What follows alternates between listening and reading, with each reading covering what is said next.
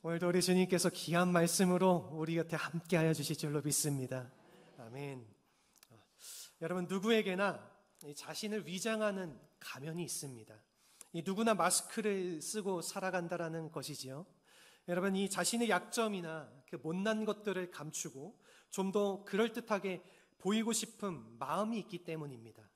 여러분, 그래서 이 가지지 않으면서도 가진 척하고 착하지 않으면서도 착한 척을 하고 힘들게 살면서도 이 행복한 척, 잘 사는 척하고, 그리고 심지어는 이 교회에 오게 되면 믿음이 없지만은 마치 신앙이 좋은 척하면서 자신을 위장하며 살아가는 모습들을 우리가 주변에서 많이 바라보게 됩니다. 여러분, 이와 같이 이중적으로 이 무엇을 가장하면서 살아가는 삶은요, 결코 본인에게 축복되지 못합니다.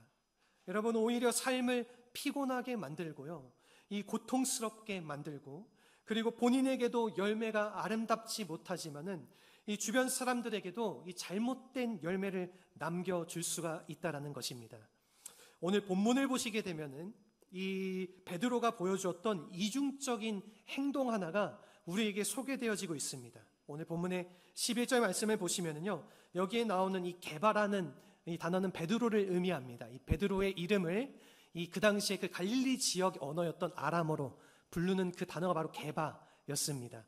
여러분, 그래서 이 베드로가 이 안디옥을 방문을 했는데요, 이때가 언제인지는 정확하게 알 수는 없지만은 이 성경에 기록되어 있지 않지만 많은 성경학자들이 전승되어져 내려오는 그런 기록들을 통하여서 최소한 이 예루살렘 공회가 끝난 후에 이렇게 베드로가 안디옥에 방문을 했다라고 많이들 이야기를 하고 있습니다. 여러분, 이 예루살렘 공의회라고 하는 거는요, 그 당시에 이제 유대인들이 아직 이 그리스도에 대한 복음이 이방 민족들에게 많이 전파되어지기 전에 이 유대인들이 이방 민족들이 이 예수님을 믿는 것에 대해서 굉장히 불신하는 마음으로 그들을 바라봤었던 그런 모습들이 있습니다. 왜냐하면 유대인들은 이방인들과 구별되어져야 됐거든요. 그래서 이 유대인들은요, 이방인들과 식사 자리도 함께 가지지 않고, 심지어는 이 이방인들이 예수님을 믿는 것에 대해서 너희들이 뭔데 예수님을 믿느냐, 그렇게 생각할 정도로 그들의 마음 가운데 이렇게 꽉 율법주의적인 마음이 가득 차 있었던 모습이 있었다라는 겁니다. 그런데 이 예루살렘 공의회를 통해서 이러한 것들을 이들이 공식적으로 이제는 이방인들이 예수 그리스도를 믿는 그러한 행위에 대해서 인정을 하게 되는 자리가 바로 이 예루살렘 공의회의 자리였습니다. 그래서 이방인들에게, 이 공의회를 기점으로 이방인들에게 이 예수 그리스도의 복음이 아주 놀랍도록 전파되어지는 역사가 나타나게 되었던 것이죠. 여러분, 이러한 배경 속에서 이 이방인에 대한 안건이 다 끝나고 이제는 이방인들과 식사하고 교제하는 것들이 더 이상 문제가 되지 않는 시점이 바로 이 시점이었습니다. 여러분, 12절을 보게 되면은 오늘 본문에서 이 베드로가 이방인들과 함께 식사를 나누는 장면이 나오게 됩니다. 여러분, 여기서 이 식사라는 것은요, 이 초대교회에서 이 성도들이 함께 떡을 떼면서 나누어 먹는 이 아가페라고 불리는 이 사랑의 만찬, 이 만찬을 말하는 것입니다. 이 신약 시대의 초기 교회 때는 이 매주마다 성만찬 예식이 있었는데요, 이 성만찬 예식이 끝나면은 이 성도들이 각자 집에서 가지고 온 음식들을 다 모아서 함께 식사를 나누는 그러한 시간을 가졌는데, 그러한 자리를 아가페라고 불렀다라는 것입니다. 여러분, 그러므로 여기서 식사라고 하는 것은요, 이 교회 안에서 모든 성도가 함께 떡을 떼며 교제하는 그러한 시간이었는데, 이 베드로가 교회 안에서 이 이방인들과 같이 식사를 나누는데 한 가지 소식이 들려오게 되는 것입니다. 이 사도 야고보에게서 사람들이 내려온다라는 정갈이 오게 된 것이죠. 여러분, 여기서 이 야고보에서 왔다라는 것은요, 이 예루살렘 교회에서 사람들이 왔다라는 뜻입니다. 그래서 아마도 이 예루살렘 교회 성도들 가운데에 이 유대주의를 신봉하는 좀 이렇게 극단적인 율법주의적인 성향을 가졌던 그러한 사람들이 이 안디옥으로 내려왔던 것 같습니다. 그래서 이 베드로를 만나고자 찾아왔는데 이 소식을 베드로가 접하게 되니까 지금 이 베드로가 급히 이 이방인들과 함께 식사하던 그 자리를 떠났다라고 하는 것이죠. 여러분, 왜 그랬을까요? 이 베드로는 왜 굳이 이 이방인들과 식사를 나누다가 급하게 그 자리를 떠나야 했던 것일까요? 여러분, 그것은요, 이 사람들의 눈치 때문이었습니다. 여러분, 그 당시에 이 야고보가 목회하고 있는 예루살렘 교회에서 사람들이 내려오는데, 이 사람들이 와가지고 이 베드로가 이방인들과 식사하고 있는 이러한 모습을 통해서 혹여나 나를 이상하게 생각하지 않을까, 이방인들과 어울린다라고 오해하지 않을까, 그러한 잘못된 생각을 베드로가 가지고 그 자리를 떠났다라는 것입니다. 여러분, 이것은 참 베드로답지 못했던 행동이었습니다. 여러분, 왜냐하면요, 베드로는요, 그 당시에 지도자였습니다. 여러분, 이 예루살렘과 그 이방 지역 전체를 통틀어서 이 베드로는요, 가장 각광을 받고 있는, 누구나 다 알고 있는 그러한 지도자였다라는 것이지요. 여러분, 이 지도자는 이 지도자답게 행동을 해야 되는데, 사실은 이방인들과 식사하는 자리가 이제는 예루살렘 공회를 통해서 더 이상 문제가 되는 자리가 아니었음에도 불구하고 이 베드로는 그렇게 행동을 하지 못했다라는 것입니다. 여러분, 만약 이 베드로가 처음부터 이 이방인들과 식사하는 모습이 꺼려졌으면은 처음부터 아예 하지 말았어야지, 이 식사를 할 때는 언제이고 이 누가 내려온다고 하니까 이 눈치를 보고 도망가는 거는 또 이게 무슨 경우입니까?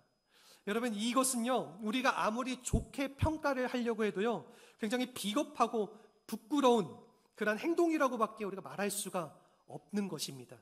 여러분, 이것을 목격한 바울이요, 오늘 이 본문에 의하면은요, 이 베드로의 면전에 책망을 한다라고 우리에게 말해주고 있습니다. 여러분, 그것도 이 모든 사람이 보는 앞에서 지금 이 공개적으로 베드로를 책망을 했다라는 것입니다. 여러분, 왜냐하면은 이 베드로가 말씀드린 것처럼 이 베드로는 예루살렘의 지도자였고 예루살렘 교회의 이 기둥이었습니다. 이 예수님의 수제자였고요, 이 사도 중에 사도로 불려지는 그러한 인물이었지요. 여러분, 그랬는데 한참 뒤에 사도가 됐던, 우리가 그냥 놓고 보면은 아주 까마득한 후배 사도인 이 바울이 감히 대선배를 앞에 놓고 지금 사람들 앞에서 공개적으로 책망을 했다라는 것입니다. 여러분, 이것은 우리가 조금 과하지 않은가라고 생각을 해볼 수도 있고요, 조금 더 나아가게 되면은 여러분이 갈라디아서라고 하는 이 성경의 이러한 기록을 남김으로써 이 오가는 세대 속에서 이 베드로의 수치스러운 모습이 그대로 남겨지게 되었다라는 것이죠. 오늘날로 따지면은 이 명예훼손감이라는 겁니다. 여러분, 그냥 아무리 잘못한 일이 있어도 이 사람의 그런 잘못에 대해서 이 실명을 거명하면 안 되는 것이죠. 그냥 우리가 이 배 씨가 그랬다, 그냥 우리가 그렇게 했어야지 되는 것인데, 여러분, 이 베드로라고 밝히면은 문제가 더 심각해질 수 있음에도 불구하고, 여러분, 이렇게 과한 것 같고 지나친 것 같음에도 불구하고 지금 사도 바울은 이와 같은 행동을 취했다라는 것이지요. 책망을 했다라는 겁니다. 여러분, 왜냐하면 여기에는 두 가지의 이유가 있습니다. 우선 첫 번째는요, 여러분이 복음을 지키기 위해서였습니다. 여러분, 이 베드로의 행동은 단순하게 밥을 먹는 문제가 아니었다라는 것이죠. 여러분, 이 베드로의 행동의 뒤에는요, 이 율법주의적인 성향이 방영이 되고 있었다라는 것입니다. 여러분, 이 사도 바울이 다른 것들은 다 용납을 할 수 있지만은요, 여러분, 한 가지 용납할 수가 없던 것들이 바로 이러한 모습이었습니다. 여러분, 이 복음에 대해서만큼은 양보하지 않는 것이 바로 바울이었다라는 것이죠. 여러분, 그렇기 때문에 하늘에서 내려온 천사라고 할지라도 이 복음을 훼손하는 자가 있다라면은 저주를 받을지어다, 이 사도 바울은 이렇게 단호한 입장을 취했기 때문에 이 베드로를 공개적으로 책망을 했다라는 것입니다. 그리고 두 번째 이유는 무엇이냐면요, 여러분, 베드로에게 이와 같은 행동이 다른 사람들에게 영향을 끼치기 때문입니다. 여러분, 이 교회 안에서 행하는 모든 일들에는 전염성이 있습니다. 우리가 악한 일을 하면은 그게 전염이 되어집니다. 여러분, 악한 말을 하게 되면은 그 악한 말들이 전염병처럼 퍼져나가기 시작합니다. 부정적인 태도를 우리가 취하게 되면은, 그것을 보게 되면은 그것이 전염병처럼 퍼져나가게 된다라는 것이죠. 여러분, 그러니까 우리가 행동하는 것, 말하는 것, 이 모든 것들을 우리가 조심해야 된다라는 것입니다. 여러분, 오늘 이 바울이 걱정하는 것은요, 이 베드로가, 특히 지도자였던 이 베드로가 행한 이 행동이 다른 사람들에게 악한 영향을 끼치면 어떻게 하나, 이 염려 때문이었다라는 것입니다. 여러분, 그래서 이 13절의 말씀에 보면은요, 이 베드로의 행동에 영향을 받았던 사람들의 모습이 그대로 나오게 됩니다. 이 남은 유대인들도 그와 같이 외식을 하게 되었고요. 그리고 심지어는 그들과 같이 사역을 했었던 이 바나바 또한 그들의 외식에 유혹이 되었다. 이렇게 오늘은 우리에게 말씀해주고 있는 것입니다. 여러분, 여기서 이 사도 바울은요, 이 베드로를 비롯한 유대인들의 이러한 행동을 이 외식이라고 불렀습니다. 여러분, 외식이 무엇입니까? 우리가 바깥에서 먹는 식사를 말하는 것입니까? 아니지요, 여러분. 이 외식이라고 하는 단어는요, 이 헬라말로 휴포크리시스라는 단어입니다. 여러분, 이 단어는 원래 이 고대 헬라 사회에서 이 영국 배우들이 쓰던 이 가면을 의미하는 단어입니다. 여러분, 그래서 이 가면을 쓰다 혹은 무엇인가를 연기를 하다, 이러한 의미로 이 단어의 의미가 사용되어졌다라는 것이죠. 여러분, 이 배우라고 하는 사람들은 자기 얼굴 위에 다른 사람의 얼굴을 쓰고 이 딴 사람의 행세를 하는 것이 바로 이 배우의 직업입니다. 여러분, 여기서 나온 이 영어 단어가요, 히포크리시라는 이 단어입니다. 이 단어의 뜻이 바로 위선이라는 뜻이에요. 여러분, 이 배우라고 하는 사람들 우리가 보게 되면은 누구나 연기를 할 때 보면은 누구나 반할 정도로 연기를 멋지게 하지요. 굉장히 다 잘생겼고 쿨하고 다 좋아 보입니다. 그런데 이 연기를 하던 배우가요, 이 화상을 벗고 이 무대 밑으로 내려오면은 전혀 딴 사람이 된다라는 거 우리들 익히 잘 알고 있지 않습니까? 여러분, 이거를 알지 못하고 이 배우의 모습, 그냥 이 연속극에 나오고 영화에 나오고 이 드라마에 나오는 이 배우의 모습에 혹해서 따라다니다가 그 배우의 이 진짜 모습을 보고 실망하는 경우를 우리가 종종 많이 바라보게 되지 않습니까? 여러분, 오늘날 우리가 나 자신의 삶의 모습을 감춘 채로 이렇게 이중적인 역할을 하면서 사는 삶, 여러분, 이게 바로 위선이고 이 외식이고 이것이 바로 우리의 앞을 가로막는 가면이 된다라는 것입니다. 여러분, 하나님이 가장 싫어하시는 게 무엇인지 아십니까? 여러분, 바로 이 외식하는 것입니다. 여러분, 이 자신의 모습을 감추고 이 거룩한 척하는 삶을 우리 하나님께서는 가장 경멸을 하신다라는 것이에요. 여러분, 그래서 예수님께서 공생애를 살아가실 때에 여러분, 가장 강력하게 책망했었던 대상이 누군지 아십니까? 그 대상들이 바로 바리새인들이었습니다. 여러분, 이 바리새인들이 외식을 하는 모습을 예수님께서는 가장 싫어하셨습니다. 그래서 여러분, 예수님께서는 그들의 그 모습을요, 이 외식하는 모습을 회칠한 무덤이라고 표현을 하셨습니다. 이것은 무엇이냐면은 이 회칠한 무덤은요, 그 모양은 회색 칠을 해서 흰 페인트로 칠을 해서요, 겉으로 보기에는 깨끗하고 아름다워 보입니다.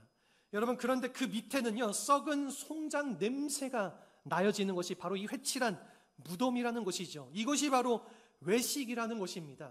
여러분, 이 우리의 겉모양은 거룩하게 잘 꾸몄지만은 누가 보아도 아름다워 보이고 성결한 척 보이지만은 이 실제로는 우리의 내면을 파서 보게 되면은 여러분, 이 썩은 송장 냄새가 나는 이 각양각색의 악과 잘못이 담겨져 있는 삶, 바로 이것이 외식의 삶, 그리고 위선의 삶이라고 하는 것입니다.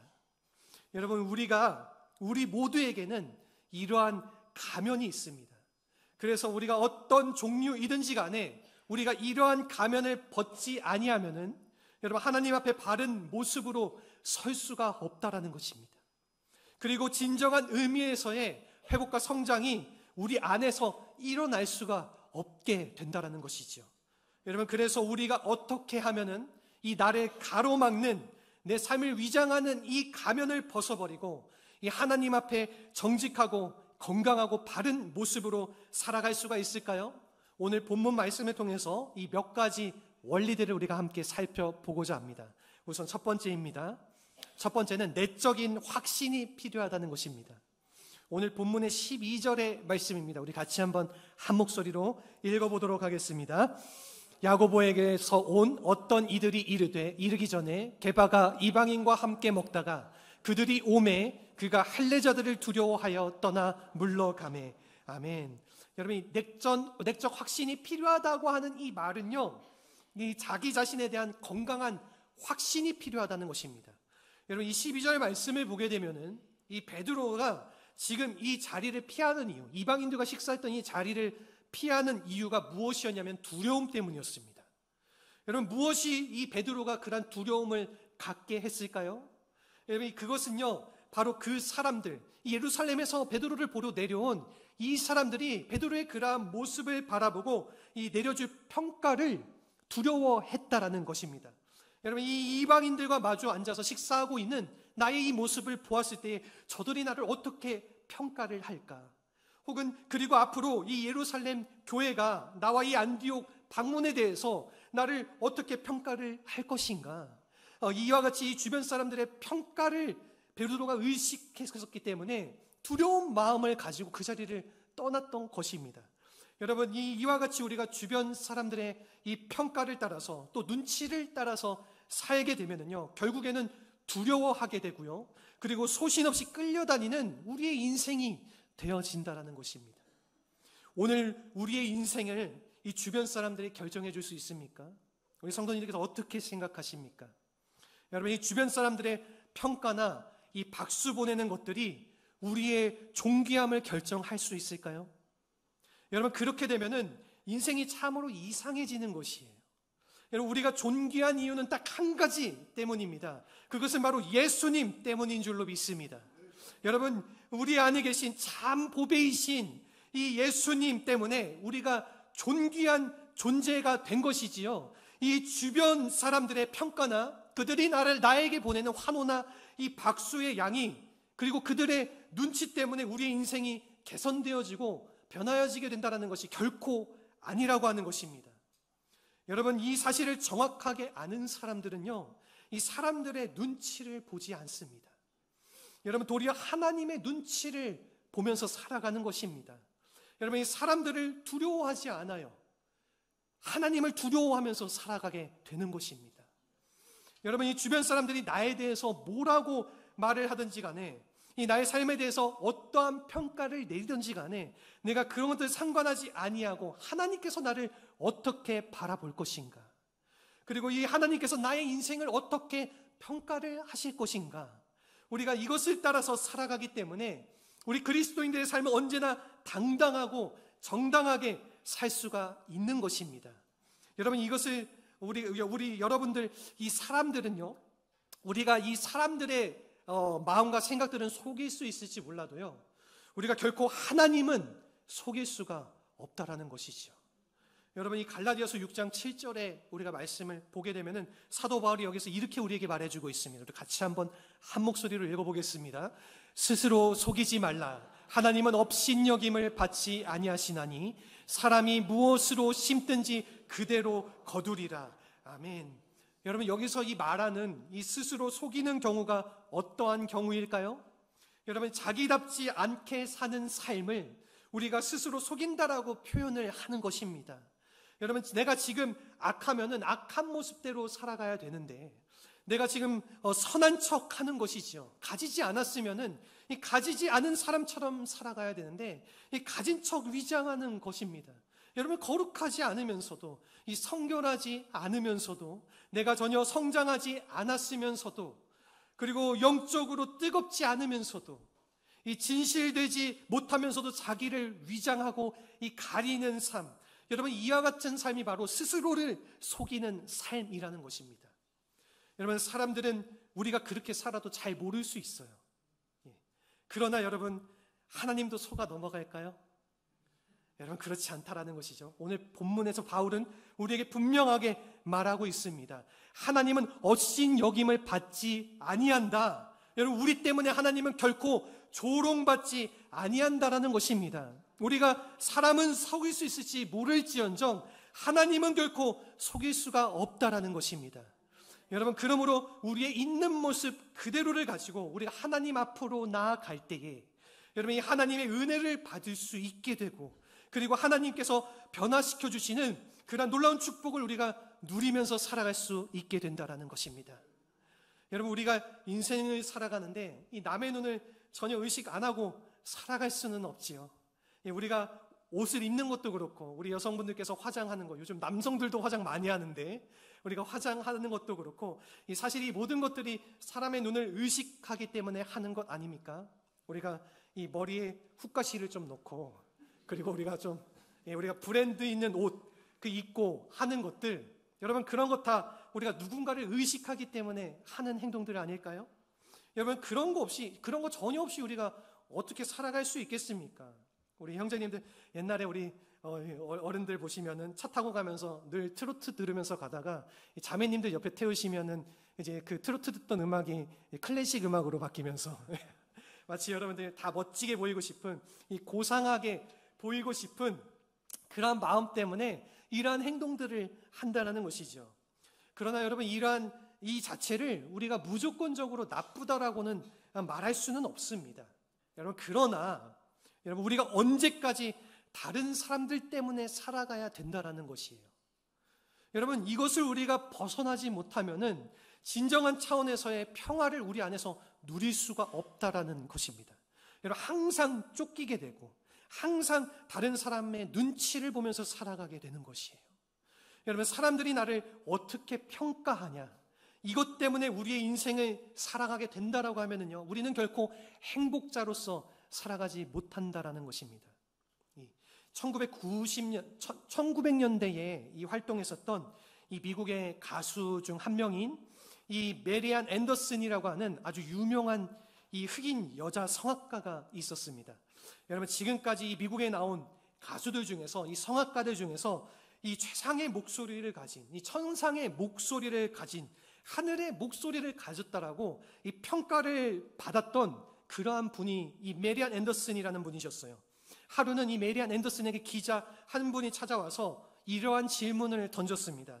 당신이 지금까지 살아오면서 그 살아온 인생 속에서 가장 위대했던 순간이 언제였습니까? 기자가 이러한 질문을 했더니 이 앤더슨이 어떻게 대답을 했을까요? 사실은 이 기자는요, 이 앤더슨이 워낙 유명한 사람이었기 때문에 이 사람이 지나왔었던 위대한 시간들 이미 다 알고 있었을 것입니다. 이미 이 기자의 머릿속에는 어떠한 대답을 할지 이제 추측을 하고 있었을 거예요. 여러분 왜냐하면 위대하다고 말할 수 있는 순간이 이 사람한테 너무나도 많았기 때문이에요. 여러분 이 앤더슨은요, 이탈리아의 유명한 지휘자였던 이 토스카니니라고 하는 사람에게 그 당시에 금세기 최고의 목소리라고 하는 칭찬을 들었던 적이 있습니다. 그리고 그 당시 미국의 대통령이었던 이 루즈벨트 대통령과 그리고 영국 여왕이 있는 이 자리에서 직접 노래를 불렀던 적도 있었어요. 여러분 그리고 그녀의 고향인 이 미국의 필라델피아 지역이 그녀 고향인데, 그 고향에서 가장 큰 업적, 공적을 세운 사람들에게 주는 상까지 받았던 사람입니다. 여러분 뿐만이 아니라요, 이 미국의 대통령을 비롯해서 미국 고위 모든 이 정부의 고위 관직자들이 한 약 7만 5천 명 정도 사람들이 한 자리에 모인 이 부활절 날에 이 사람이 초청되어져 가지고 독창을 했던 적도 있었습니다. 여러분 이 기자의 마음속에는요, 마치 이와 같은 위대한 순간들이 많았는데 어떠한 이야기를 할까, 그러한 기대감이 이 마음속에 있으면서 초조하게 대답을 기다렸을 거예요. 근데 여러분 이 메리안 앤더슨은요, 방금 제가 나열해 들었던 그러한 어떠한 것도 그 기자에게 대답하지 않았습니다. 여러분 그는 이렇게 대답을 했습니다. 내가 지금까지 살아오면서 내 생의 가장 위대한 순간은 내 어머니에게 더 이상 나의 몸을 씻지 않겠습니다. 그렇게 말을 했던 순간이라고 이 기자에게 이야기를 했어요.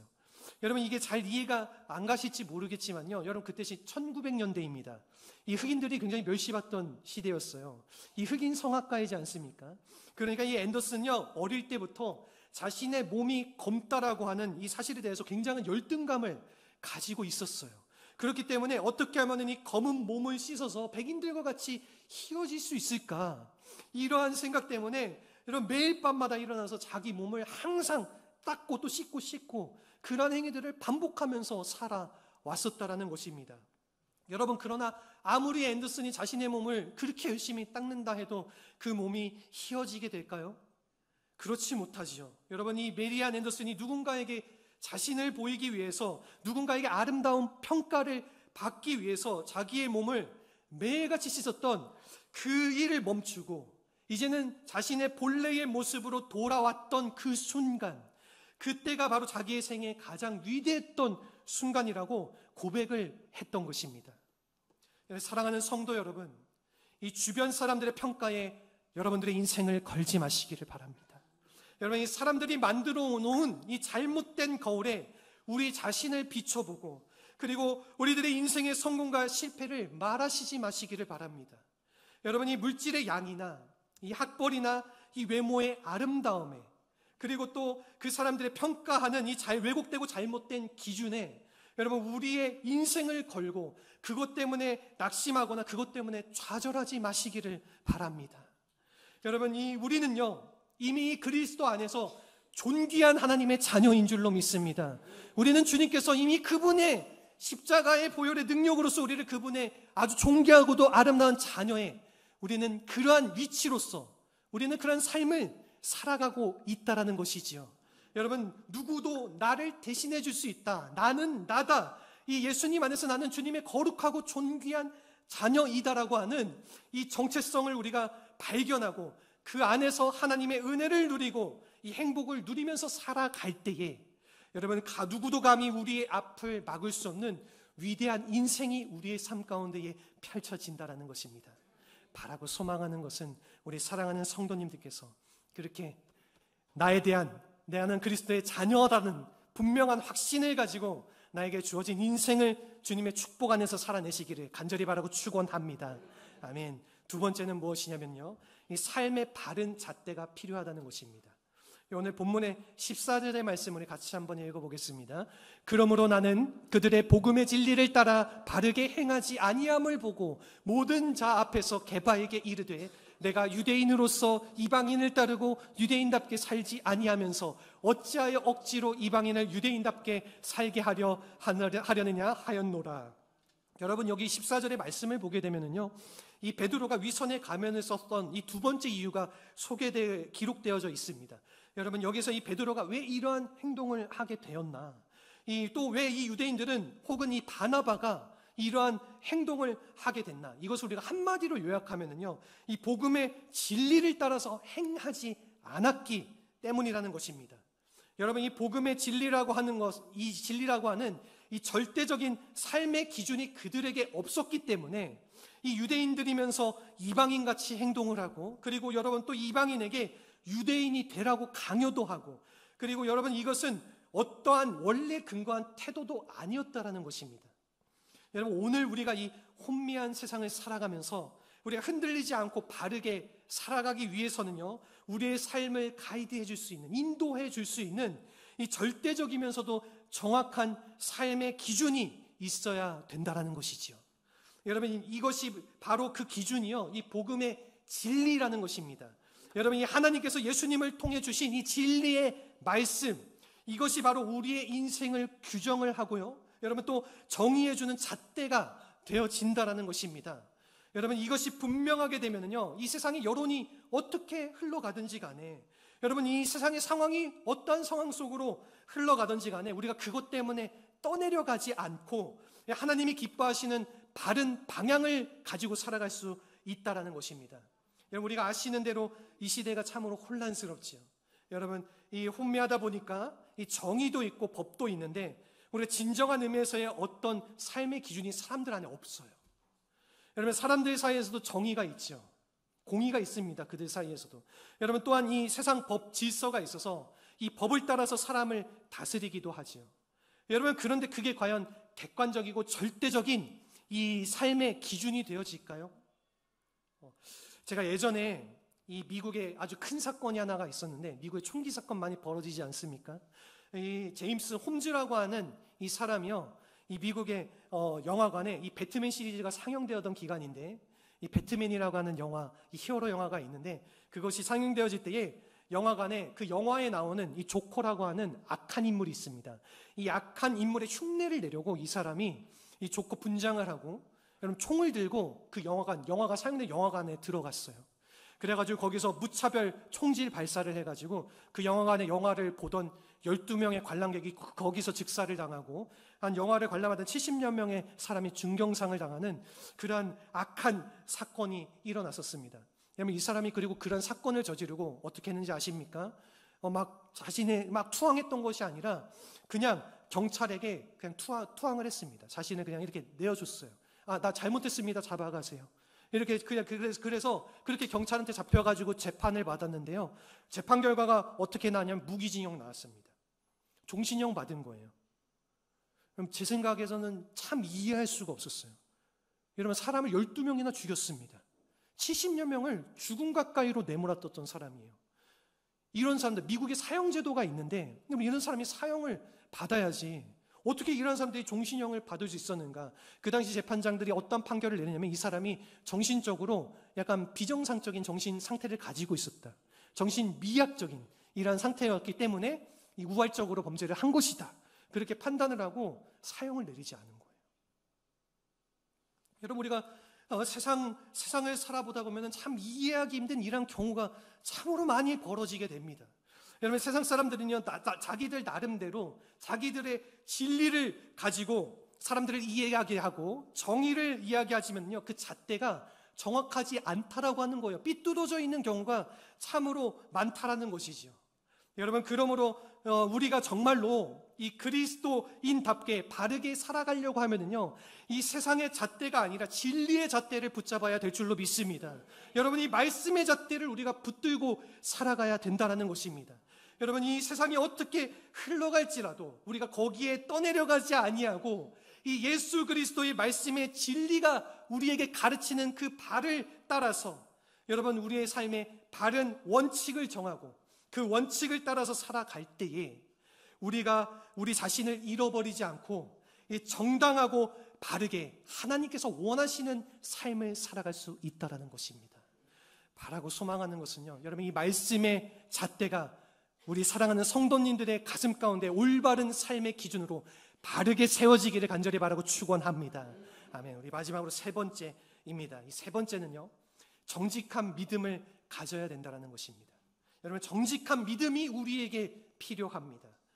오늘 본문의 16절의 말씀인데요, 우리 16절 말씀 같이 한번 읽어보겠습니다. 사람이 의롭게 되는 것은 율법의 행위로 말미암음이 아니요 오직 예수 그리스도를 믿음으로 말미암은 줄 알므로 우리도 그리스도 예수를 믿나니 이는 우리가 율법의 행위로서가 아니고 그리스도를 믿음으로써 의롭다함을 얻으려 함이라. 율법의 행위로서는 의롭다함을 얻을 육체가 없느니라. 아멘. 여러분, 마지막으로 우리가 정말로 이 가면을 벗고, 위장된 가면을 벗고 정당한 나의 모습으로 돌아오기 위해서는 정직한 믿음이 필요합니다. 여러분, 이 정직한 믿음을 가지고 우리가 주님께로 나아갈 때에 우리가 비로소 우리의 무너졌던, 우리의 잘못되어졌던, 틀어졌던 우리의 삶의 모습이 회복이 되어진다는 것이에요. 여러분, 우리가 가면을 쓰고 살게 되면은요, 어려운 부분들이 있는데, 첫째는 우리 자신이 불편합니다. 여러분, 이 가면을 쓰고 살면은 편하지가 않지요. 쫓기게 되고 항상 이 마음이 불안하게 되는 것이에요. 여러분, 그런데 나 자신도 불편하고 이 주변도 불편하지만은 우리가 가면을 쓰고 살아가면은 가장 무엇보다도 중요한 게 뭐냐면 하나님과의 관계가 깨어진다는 것입니다. 여러분, 왜냐하면요, 하나님께서는 정직한 영을 원하시기 때문입니다. 여러분, 우리가 하나님을 만나는데 무엇인가 이 가면을 쓰고 만나게 되면은 올바른 관계가 성립이 되어질 수가 없다라는 것이에요. 여러분, 그것을 깨뜨리고 이 모든 씌어진 가면을 깨뜨리고 다시 정직한 믿음으로 우리가 나아가지 아니하면은 이 진정한 차원에서의 이 회복을 우리가 결코 경험할 수 없다라는 것입니다. 우리가 구약 성경에 보면은 우리가 잘 알고 있는 이 다윗이라는 인물 다들 아시지요? 여러분, 이 다윗이 이 우리아의 아내 바세바를 범했던 아주 유명한 사건들, 우리 그리스도인이라면 누구나 다 알고 있는 사건입니다. 진짜 믿지 않는 분들도 이 내용을 알고 있더라고요. 여러분, 이 다윗이요, 이 범죄함을 통해서, 이 범죄가 얼마나 끔찍했던 범죄인지 아십니까? 여러분, 이 범죄함을 통해서 다윗은 한꺼번에 10계명 중에 4개의 계명을 범했습니다. 여러분, 간음죄를 범했고요, 그리고 살인죄를 범했습니다. 우리아를 죽음 가운데로 내몰았죠. 여러분, 그리고 남의 것을 탐욕하는 탐욕의 죄를 범했고, 아내를 탐하지 않았습니까? 여러분, 그리고 또 거짓말까지 하는 거짓의 죄까지 범죄했다라는 거예요. 여러분, 이것이 하나님 보기에 얼마나 악한 죄였습니까? 여러분, 이 10가지 계명 중에 이 4개의 계명을 범한 이 다윗이요, 이 성경의 기록에 의하면요, 거의 1년 이상을 그냥 이러한 상황을 모른 척하고 지나갔다라고 기록이 되어져 있습니다. 여러분, 아마 이 다윗 본인 외에 나머지 사람들은 전혀 몰랐을 테지요. 여러분, 이 엄청난 죄를 짓고도 이 엄청난 가정의 파탄을 가져왔으면서도 이 다윗은 한 1년의 기간을 마치 아무 일도 없던 것처럼 그냥 지나갔다라는 것입니다. 여러분, 그런데 그 기간 동안에, 그 1년의 기간이 지나는 그 시간 동안에 이 다윗의 마음이 과연 편했을까요? 결코 그렇지 않았다라는 거예요. 여러분, 우리가 시편의 말씀을 보게 되면 다윗의 시들이 많지 않습니까? 다윗의 심경을 많이 기록한 내용이 시편의 말씀인데, 이 시편의 말씀을 보게 되면 32편 3절 4절 말씀 같이 한번 읽어보겠습니다. 내가 입을 열지 아니할 때에 종일 신음함으로 내 뼈가 쇠하였도다. 주의 손이 주야로 나를 누르시오니 내 진액이 빠져서 여름 가뭄에 마름같이 되었나이다. 아멘. 여러분이 하나님 앞에 이 다윗이 나의 죄를 자백하지 않고 이 하나님의 은혜를 구하지 않고 그렇게 살아갔을 때에 여러분, 그가 했던 고백이 바로 이 시편 고백이에요. 여러분, 내 뼈가 녹는 아픔을 겪었다라는 것입니다. 내 뼈가 녹아서 쇠하여졌다라는 것이지요. 여러분, 4절 말씀을 보게 되면 주의 손이 주야로 나를 눌렀다. 하나님의 그 불동자 같은 눈길이 나를 항상 내리쬐니까 내가 도저히 견딜 수가 없었다라는 것이죠. 그 압박감이 내 안에 있는 모든 나의 진액들을 다 메마르게 하고 마른 뼈다귀처럼 비틀어진 인생처럼 나를 쇠하여지게 됐다. 그렇게 지금 다윗이 고백을 한 것입니다. 여러분, 이 뼈가 상하고 온몸에 진액이 빠져나가는 이 끔찍한 고통, 여러분, 이것이요 바로 이 다윗이 자백하기 전까지 있었던 이 다윗의 상태였습니다.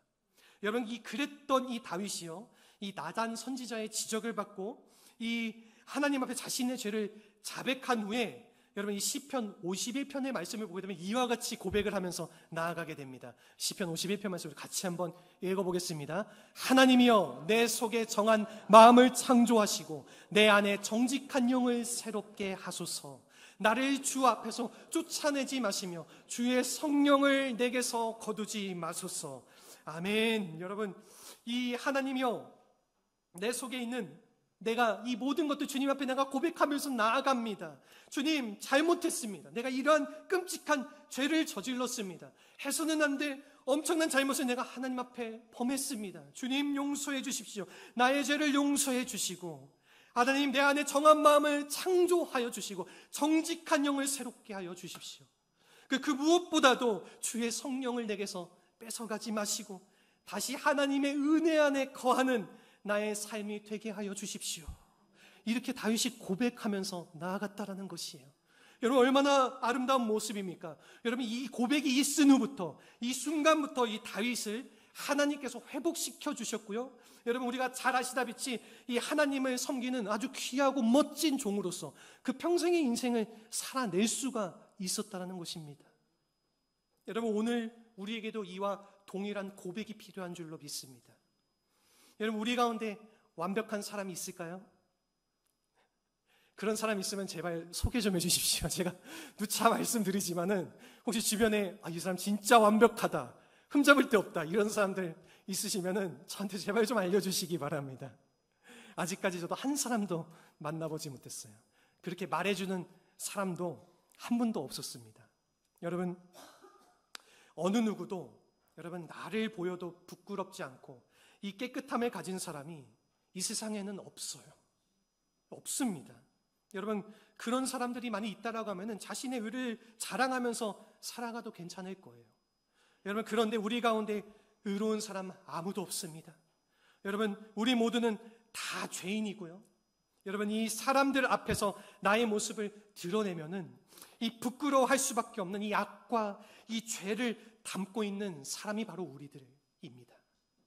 여러분, 그러므로 우리가 이 모든 것을 회복할 수 있는 유일한 길은 바로 예수 그리스도께로 나가는 길밖에 없는 줄로 믿습니다. 여러분, 그래서 이 16절 말씀에서 사도 바울은요, 이렇게 결론을 짓는 거예요. 사람이 의롭게 되는 것은 율법의 행위로 다른 사람들이 나를 판단하는 이러한 평가들로 이루어지는 것이 아니다. 그렇게 되는 것 하나도 없다.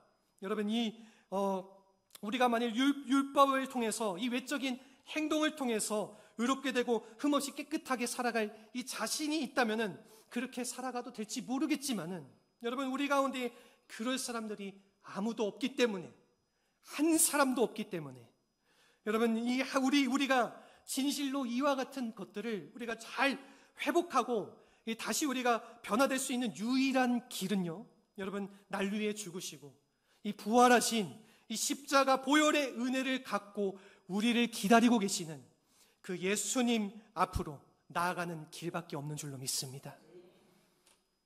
말씀을 마무리하겠습니다. 오늘 여러분과 제가 인생을 살아오면서 우리를 나름대로, 여러분, 우리 자신을 위장하고 가장하면서 살아왔던 이 껍데기들이 있을 것입니다. 여러분, 내가 잘 사는 척, 행복한 척, 그리고 내 인생에는 아무런 문제가 없는 척, 내가 매일 교회 나오고 기도를 하니까 마치 이렇게 거룩함을 이룬 존재인 것처럼 우리를 가장하고 위장한 채 살아왔지만은 하나님께서는 아십니다. 여러분, 우리가 얼마나 누추한 존재인지, 여러분, 우리가 얼마나 많은 상처를 가지고 있는지, 우리 안에 얼마나 많은 고통과 깨어짐이 있는지 하나님은 다 알고 계세요.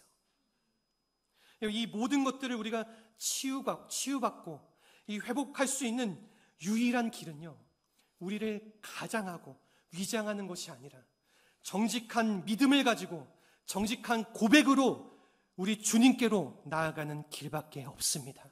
사랑하는 성도 여러분, 정직한 믿음으로 주님께 나아가시기를 바랍니다. 모든 가장된 모습 다 벗어버리고 다 벗어던지고 주님 앞에 나의 부끄러운 모습들 다 가지고 주님께 내려놓으세요. 주님께 나아가세요. 우리의 모든 것들을 아시는 우리 주님께서 우리의 그러한 연약하고 부끄러운 모습들 다 덮어주시고 위로하여 주시고 주님의 놀라운 축복과 은혜로 변화시켜 주시고 채워주실 줄로 믿습니다. 그러한 주님의 놀라운 축복된 인생을 살아가시는 우리 사랑하는 모든 성도님들이 되시기를 주님의 이름으로 축원합니다. 아멘. 우리 시간 한 찬양 우리 부르면서 우리 함께 기도의 자리로 나아갔으면 좋겠습니다. 정결한 마음 주시옵소서.